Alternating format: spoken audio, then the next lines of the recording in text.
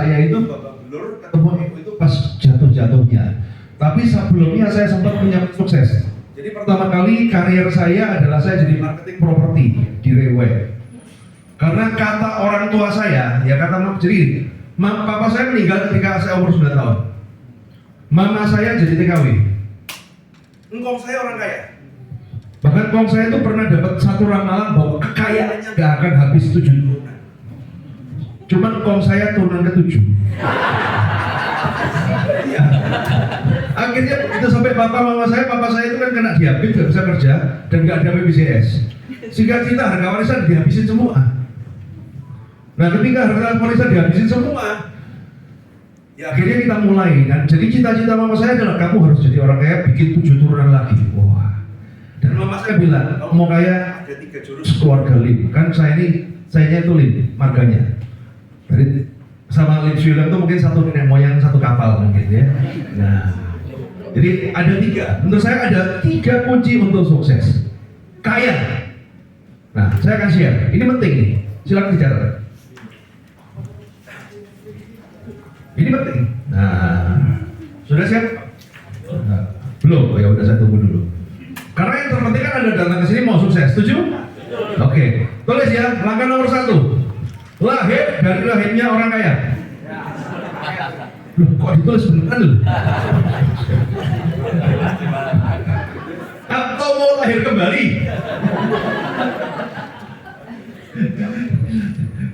Wah, mama saya bilang, nah sayangnya kamu cara ke-1 gak bisa. Berarti opsinya ada cara kedua, ketiga. Nah, cara kedua, ada yang tahu? Hah?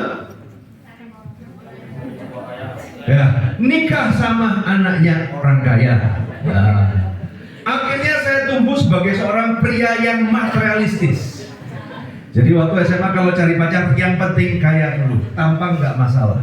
Kita terima apa adanya. Yang penting ada apanya dulu. Tapi setelah saya mencoba merayu karena sayangnya nggak seganteng Pak Heri gitu kan. Nah, ternyata ya ditolak terus. Saya baru tahu ternyata anak-anaknya orang kaya itu doktrinnya ya berbeda. Nah, besok kalau kamu besar cari cowok yang lebih kaya. Pantesan nggak ketemu ya. Nah ternyata apa? Ya jurus ketiga adalah apa? Belajarlah dari orang kaya. Nah, cuman masalahnya satu Pak. Ketika kita mau belajar dari orang kaya, siapa orang kaya yang mau ngajarin kita? Apa Anda mau Pak Sandiaga Uno ngajarin Anda secara private? Semua.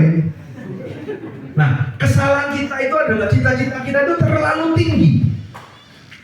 Bangsa Indonesia, saya 3 kali di Deddy Corbuzier, saya sudah istilah kata pembicara tetap lah. Saya kesana itu kalau ada masalah, karena kita ini kayak profesor dunia hitam. Jenis kejahatan dunia hitam finansial ya kenyang, karena kumpulannya sama ya bajingan-bajingan itu kalau saya agak nyeleneh memang. Bahkan terakhir itu, bahkan sampai di sana tuh kita tuh sampai gojek-gojekan sama Deddy itu kamu lagi, iya aku juga bosen lah gitu ini kan. Jadi banyak orang mau ke sana, gue udah bosen gitu. Kalau bisa jangan lagi ya gitu loh. Iya wis. Karena apa? Kalau kita ketemu itu pasti ada apa-apa gitu. Jadi setiap ada kasus besar saya mesti diundang. Nah, di sana saya juga jelaskan keresahan saya. Saya melihat di Indonesia ini sekarang ini patokan apa ya? Nggak ada spirit entrepreneur. Hilang teman-teman. Sekarang saya tanya nih pada yang masih muda yang kepala 3, kepala 2, siapa idola Anda entrepreneur? Nggak ada. Paling Sandiaga Uno ya nggak seberapa. Anda lebih idola sama BTS, ya, lebih idola sama BTS ya. Nah, kemudian idola kita pria-pria gemulai, betul kan? Yang jadi konten kreator. Nah, dulu ada idolanya Atta Halilintar, tapi siapa yang pengusaha nggak ada. Kenapa bisa terjadi seperti itu? Karena sekarang ini saya ngomong kasih jadi ini. Misal ya, Anda jadi orang, Anda lihat kadang-kadang orang Indonesia itu gampang. Banyak orang takut ngajar begini karena masih minder. Oh lu, kalau udah kaya ngapain ngajar? Salah saya ngomong. belajar langsung dari Sandiaga Uno, Erick Thohir, itu kita masih level 1, Anda patokannya level 100. Nggak bakal ketemu teman-teman. Jadi sebenarnya kalau belajar yang benar itu kalau kita berasa di level 1, belajarlah dengan guru yang level 5. Guru, kalau Anda sudah mencapai level 5, carilah guru level 10. Kalau Anda sudah level 10, cari begitu-begitu terus. Nah, EU ini, Entrepreneur University ini adalah banyak guru-guru pengusaha-pengusaha lokal yang masih bisa Anda contoh, yang jelas. Karena kalau Anda langsung nyontohnya Sandiaga Uno, Khairul Tanjung, kebanyakan bro. Hawanya bagaimana? Gak bisa. Anda baca buku Asingkong, mau ngikutin, paling rumusnya ya kerja keras, ya kan? Kerja keras, positive thinking, punya goal, biasa. Tapi step by stepnya ini loh. Nah, cuman kadang-kadang netizen zaman sekarang itu kan semua bersuara. Orang sukses dikit, ya kan, muncul dibully. Jadi banyak pengusaha-pengusaha sekarang lebih condong menyembunyikan diri. Nomor 1 takut dibully, nomor 2 takut pajak. Ya. Nanti dikira flexing. Padahal orang flexing itu perlu selama tujuannya baik. Selama tujuannya baik. Kayak contoh di Thailand, teman-teman ya, di Thailand ya, yang bikin keripik yang bikin keripik Tokenoi itu ya. Nah, itu kan disupport pemerintah, dijadikan role model, disuruh flexing supaya untuk mengangkat orang itu cita-cita, punya jadi pengusaha. Harus ada disupport. Kamu sekarang idolanya siapa? Paling Indra Kents. Ini salah mana ya? Idolanya presiden begitu yang hartanya nggak jelas dari mana, akhirnya nipu. Patokannya kayak begitu.